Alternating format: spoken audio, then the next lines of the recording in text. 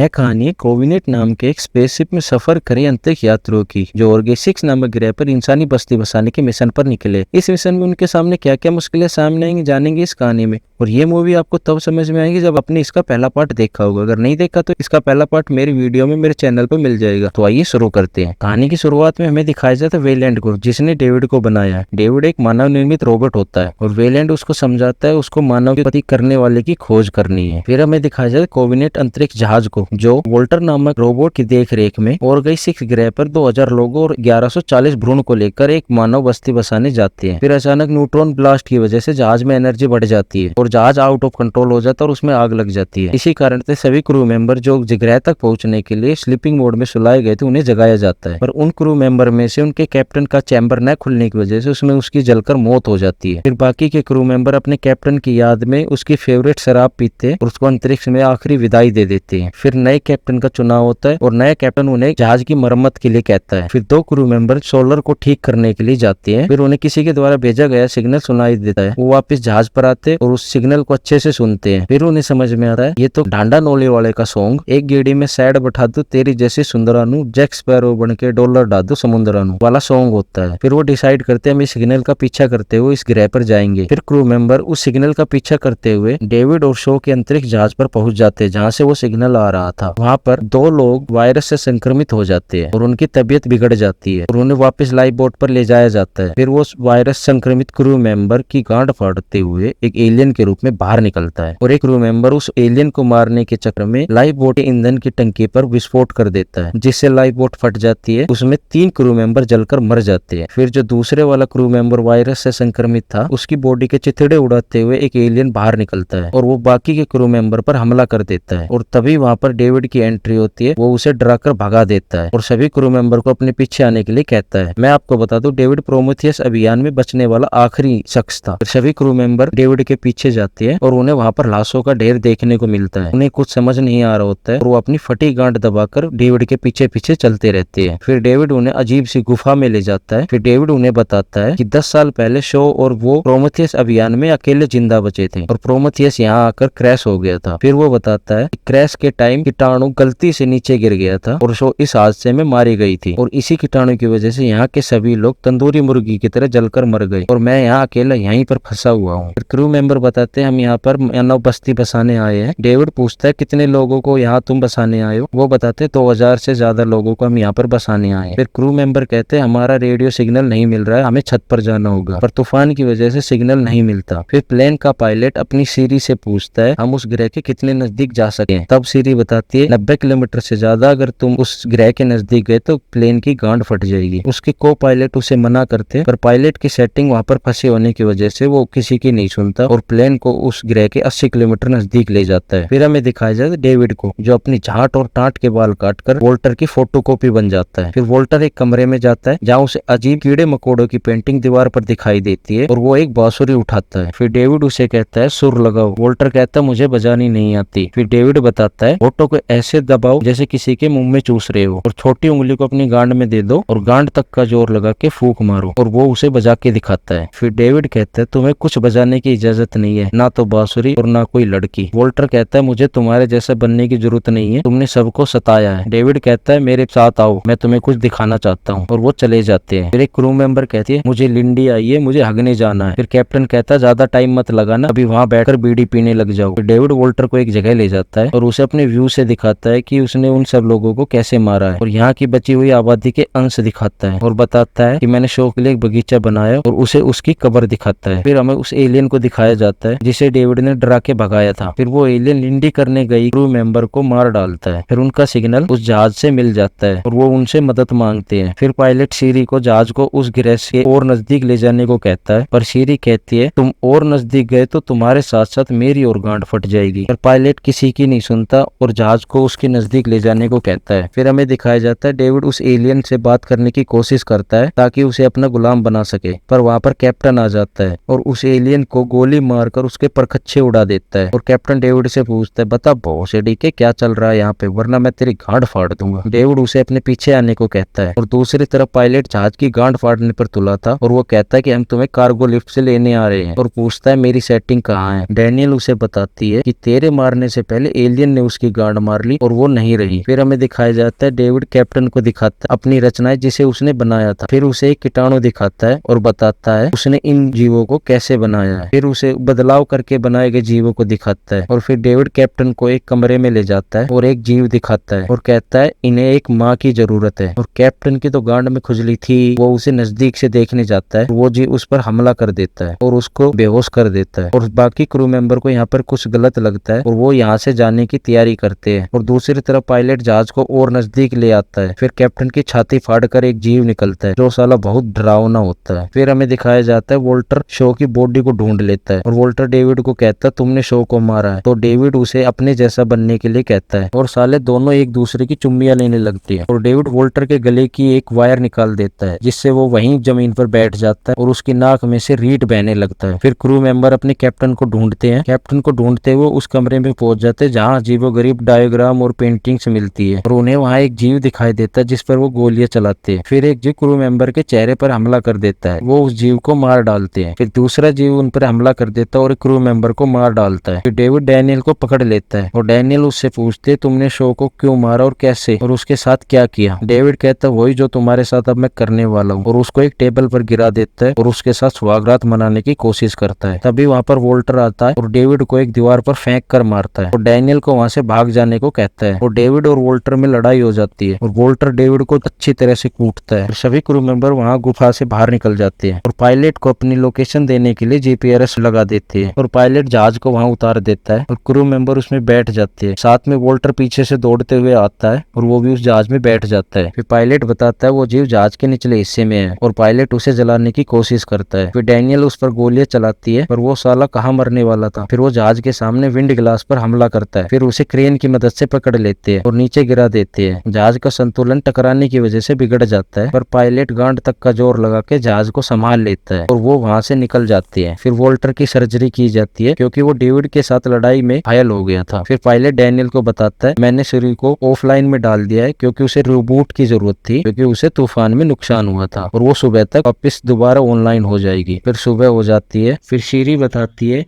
एक बिन बुलाया भोसड़ी का एक जीव आ गया है। फिर डैनियल की गांड फट जाती है। फिर डैनियल उस संक्रमित क्रू मेंबर के पास जाती है और देखती है उसके चिथड़े फाड़कर एक जीव बाहर निकल गया है। फिर डैनियल वोल्टर से उस जीव की लोकेशन पूछती है। फिर वो पूछती है उस तरफ कोई है। वोल्टर बताता है को पायलट उधर ही है और वो साले दोनों नंगे नहाते नहाते रंगरलिया मनाते हुए अपनी ही बस्ती बसाने में लगे थे। फिर वो जीव दोनों के मुंह में लंड दे देता है। फिर डैनियल वहां पहुंचती है और देखती है कि उन दोनों की तो माँ चुदी पड़ी है। फिर डैनियल और पायलट उसे फंसाने के लिए सारे दरवाजे बंद कर देते हैं और उसे अपने प्लेन में फंसा लेते हैं और उसे जहां बुलाना चाहते थे वहां पर बुला लेते हैं। फिर वो स्पेस सूट पहनकर उसे जहाज से बाहर निकालने के लिए जाते हैं और दरवाजा खोलकर उसे अपनी तरफ बुलाते हैं और उसे बड़ी चालाकी से एक ट्रक में बंद कर देते हैं। फिर वो जहाज का दरवाजा खोल देते हैं और वो ट्रक के साथ जहाज से बाहर गिर जाता है। फिर डैनियल पायलट को स्लीपिंग मोड में डाल देती है और वोल्टर से कहती है ग्रह पर पहुंचने पर नदी के किनारे कैबिन बनाने में मेरी मदद करोगे। तब साला हमें और डैनियल को समझ में आता है